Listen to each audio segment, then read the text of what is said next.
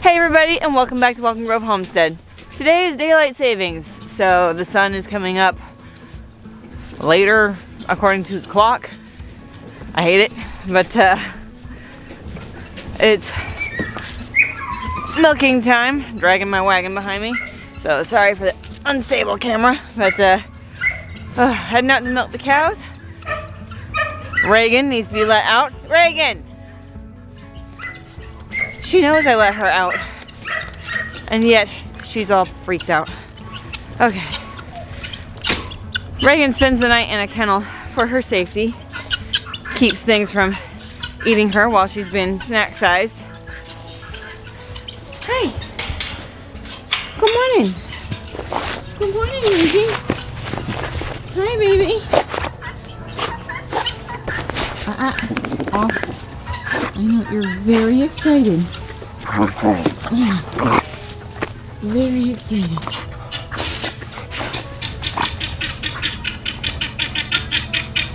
So Callie has been doing much better this past week. We've been troubleshooting and figuring out what's going on with what she will and won't eat. And I figured out this girl does not like alfalfa. She's kind of a weirdo. Good morning. You girls know the routine. Come on, Callie.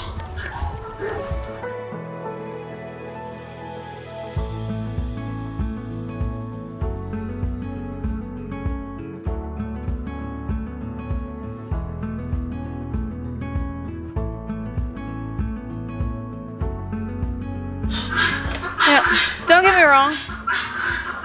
I love having all the birds. Hi, buddy. I don't love all the noise when I'm trying to film. Get guineas, guys. You'll love them. You'll love them. In all honesty, though, I enjoy their racket, just not when I'm trying to film. The reason is that there's no way I could have had them in my old setting back in California, because we lived in the city and there were noise ordinances. Gideon's excited because I call him into the barn to push birds away when I'm milking the cows, so he's all excited, wants to push the birds out for me, but they're up in the rafters.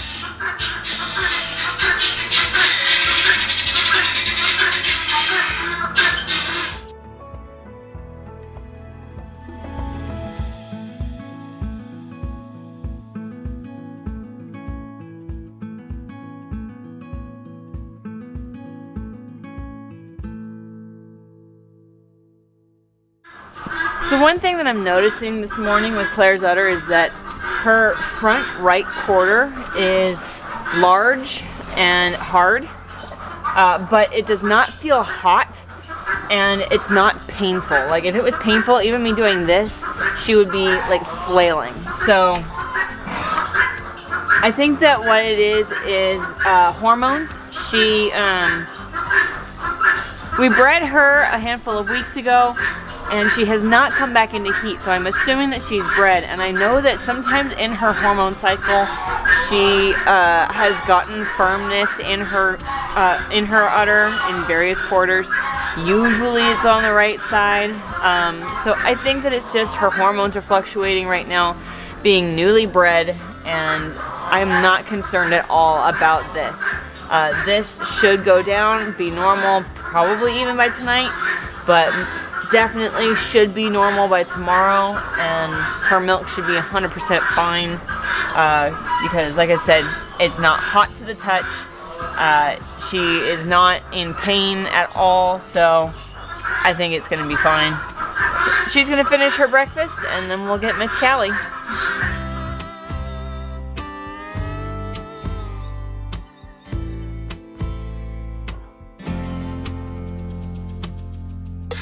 So Callie is now actually eating her grain now that I have figured out that she just doesn't want alfalfa. I have tried cubes, I have tried pellets, and I've tried soaked cubes, and she won't eat either one. The next step would be to try like actual alfalfa hay, but it's very expensive, and I don't know if I want to risk taking that, making that investment if she's not going to eat it. So I do have a friend that does feed like compressed alfalfa bales, and she's offered to let me like get a flake from her and try it. So I don't know when exactly that'll happen, but it's worth a shot. Now the reason that I keep pressing the alfalfa issue is that it is an excellent support for a lactating cow because it's high in calcium, it's high in protein. It is a really good milk making boost.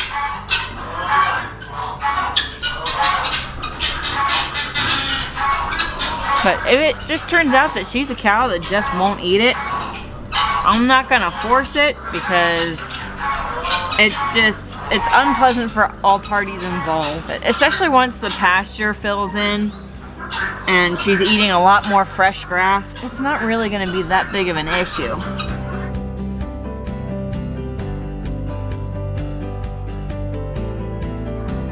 All right, Miss Callie. So she's definitely looking a lot better. She's definitely got some weight to go, but she's filling in. You can still feel her ribs, but they're starting to be less prominent. This is going to be filling in right up here over her short ribs. I can already feel it's got a little bit of padding. So she's definitely putting some weight on. It'll be a process, but I'm really glad that she's starting to make some forward progress. And look at that. She ate pretty much all her feed, so I'm really happy. All right, madam. Let's get going. Come on. Good girl. She's in heat today, so Rocky is obnoxious. Go on. There you go.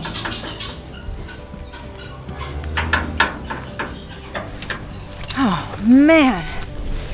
Those guineas are next level today. Sorry, you guys, for all the racket in there. Not a whole lot I can do about it, though, when the guineas are in the rafters. They just... sometimes they decide to haunt me. But, no, I think part of that is just because, according to them, it's an hour earlier. So everything is, like, a little off. But they'll adjust.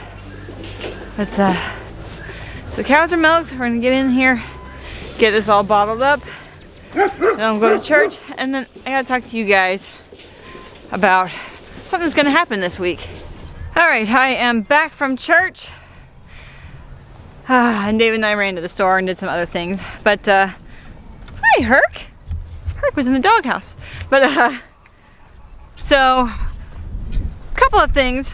First thing is that, rather suddenly, I guess, while David and I were out, I actually coordinated a pickup for 2 of our sheep that I have decided to remove from our breeding flock. So they're being culled for their size, and that is going to be Xena and Joshua. This one here is Xena. She's small, and this is Joshua. She's also very small. I mean, you can see how little she is next to these mature ewes. She is about a year old and should be much larger than that. So I just decided to go ahead and remove both of these 2 girls from our flock. I would just rather go with some larger bodied ewes.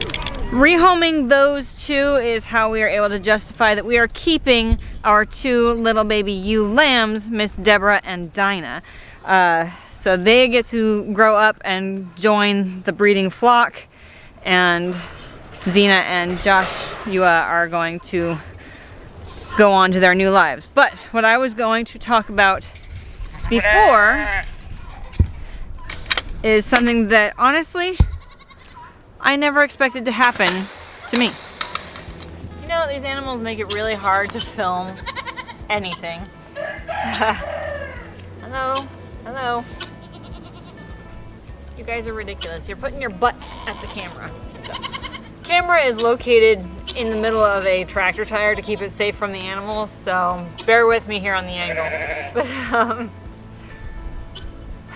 so I'm not going to say that I judge people who have these situations, but there's a certain level of that would never happen to me, and that is the guessing game as to who the daddy is when it comes to baby animals. So prior to our breeding season with our goats, our bucks were moved into a pen adjacent to the does, and I to the hilt, I called it love-proofed the fence dividing the two groups. We put wire so that the bucks couldn't reach through. They had a gap between fencing on one of the fence lines, so there was no way those bucks were breeding the does through the fence.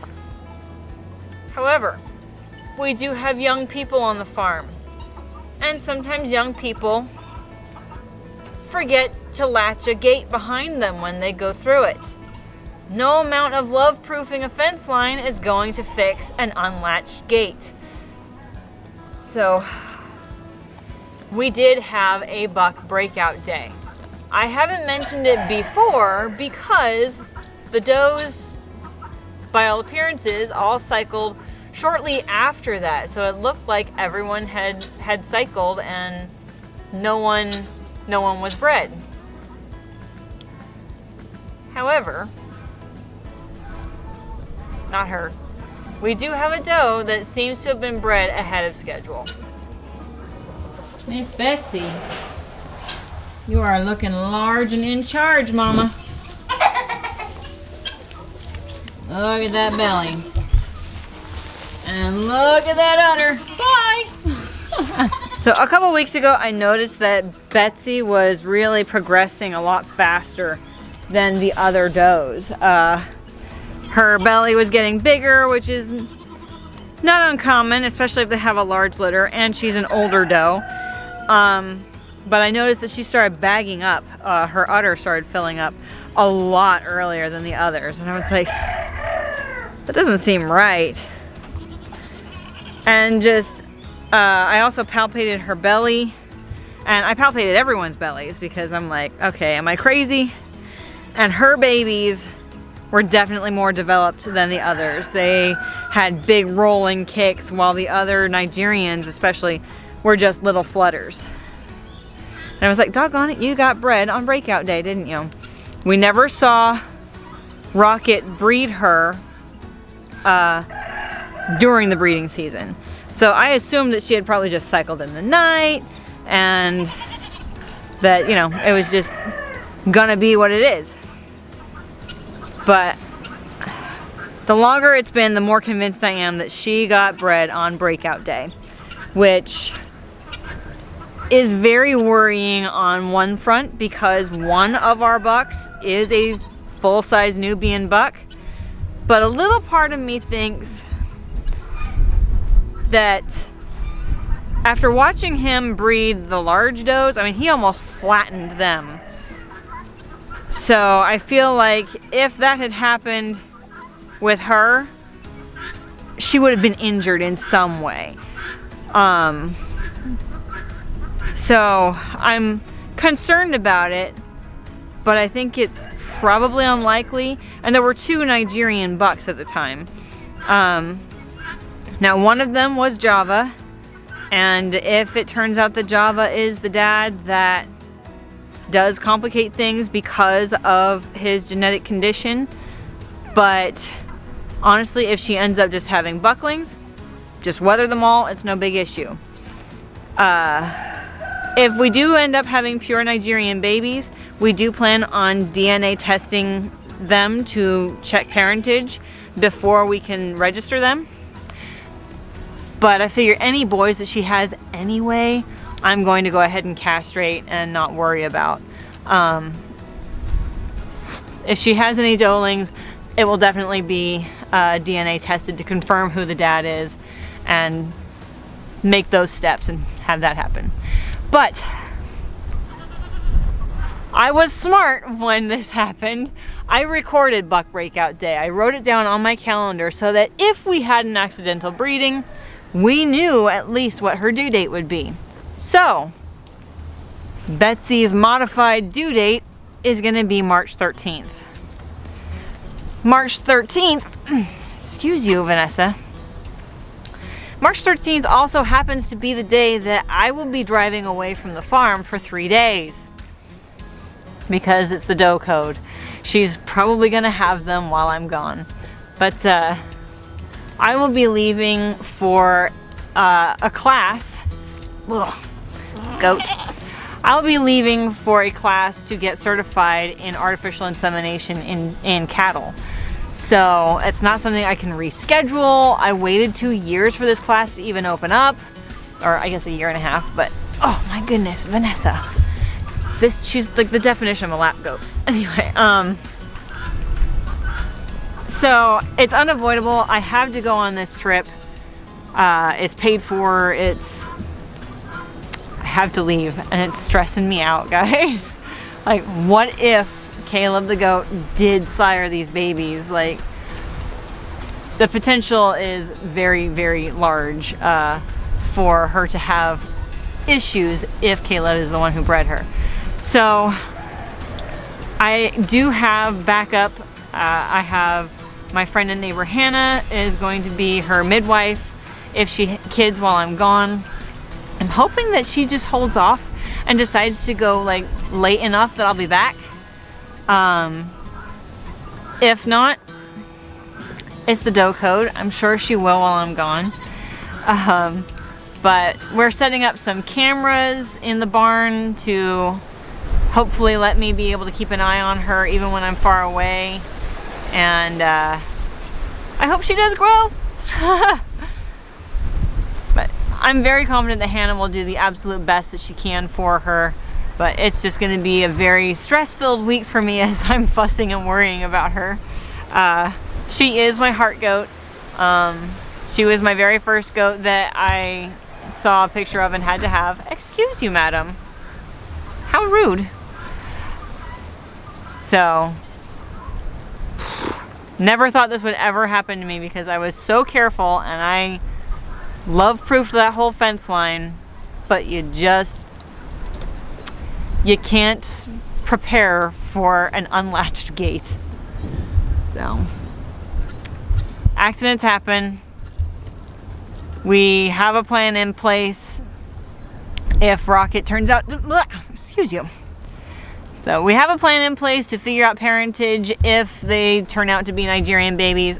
I did find out already from Rocket's previous owner that his DNA is already like in the system for the American Dairy Goat Association. So it won't be having to submit samples for him as well as babies. It'll be just babies. So that will cut down on the cost of that, which is super nice. So at this point, I'm just hoping that she's got twins and that they're Nigerians. You know, they should really be more personable. Hello, darling. Vanessa. Pushing on everything. Goats are my favorite. They're very sweet. Hi, Nestle.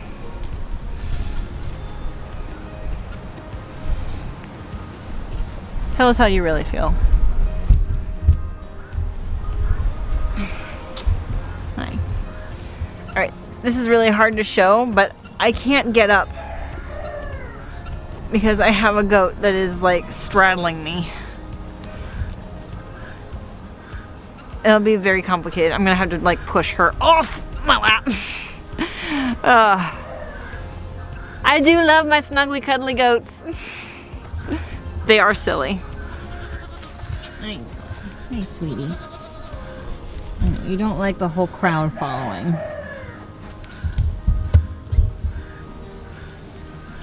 Check her ligaments. They're there for sure, but they feel maybe a little softer. Now, Betsy came through winter and into kidding season last year in much rougher shape than she is in now. I mean, she's looking great.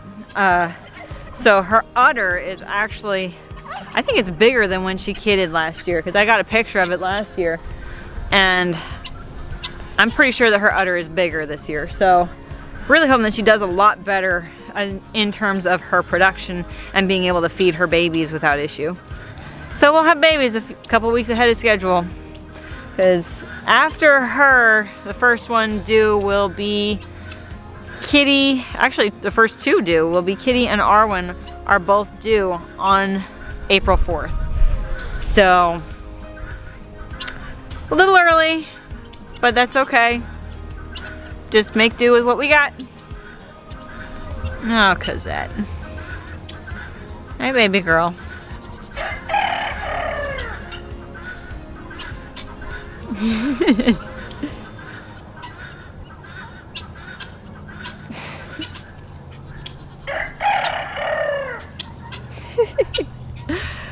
She's funny. Hello, everyone. Another newer development is that we have stopped free-ranging our chickens. We were getting 0 eggs, and there are 22 chickens. Hey, that's my ring. We were getting 0 eggs, and there are 22 chickens in here, including 2 roosters. So out of 20 hens, we were getting maybe a couple of eggs every week, and clearly that is not tolerable.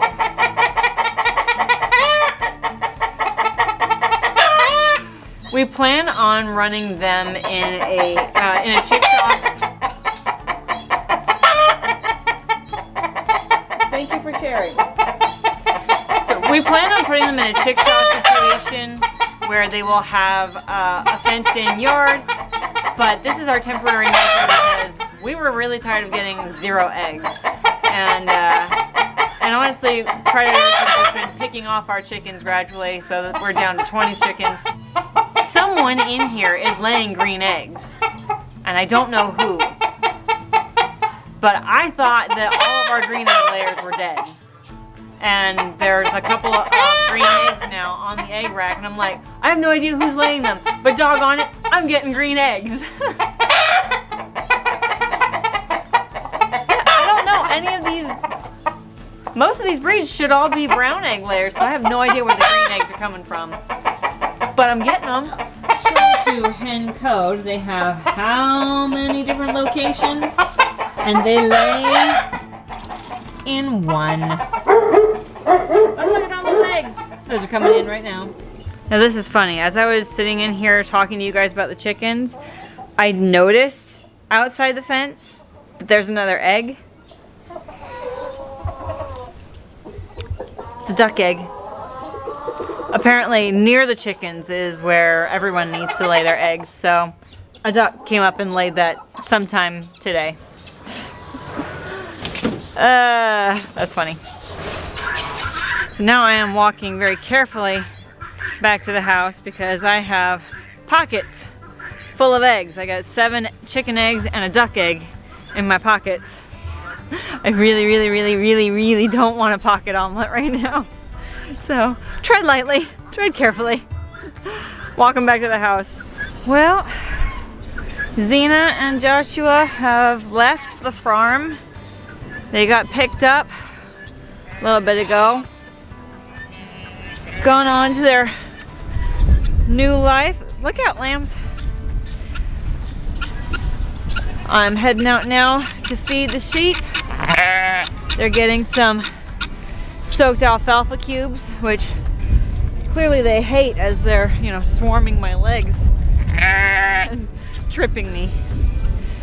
So definitely feels a little more empty up here without them, but they're gonna do fine in their new home. Very exciting. Here we go. There you go.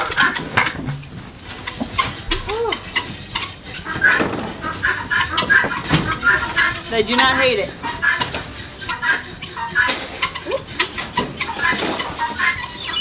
That's what it is, guys. That's all I got. Gotta love the butt scratch. this is what happens now whenever anyone enters the sheep pen, which I love. We definitely like having friendly sheep. Hi, Deborah. Happy sheep. Hey, baby girl. Say bottle. Where's the bottle? Well, today, just like every day for me, we're gonna start with milking and we're gonna end with milking because that's my day. I'm not gonna make you guys sit through all the milking, but I am gonna show you a little something that David is working on for me for the milking and share a little bit about a future project for milking I'm super excited about. Hello, ladies. Ready to be milked, are we? Hey, sweetie. Hey there. Okay, so the location I'm at right now is Secret tunnel. we call it the milk room. It's a dairy room. It used to be a dairy room, in fact. So there's this platform up here behind me that many moons ago, this was for milking cows. There's a door over there. The cows would come in. These are locking stanchions right here for 2 cows, and they would milk the cows. And it's got a 2-gate system, so they come in through this gate and go out through this gate, and then go like out. So I'm stoked because we have decided to, now that we have more than 1 cow, it makes sense to turn this back into a milk room. Obviously, that's not gonna happen soon because there's a lot of work that's gonna go into it. So this is our upcoming project for milking the cows. And I'm so like beyond excited.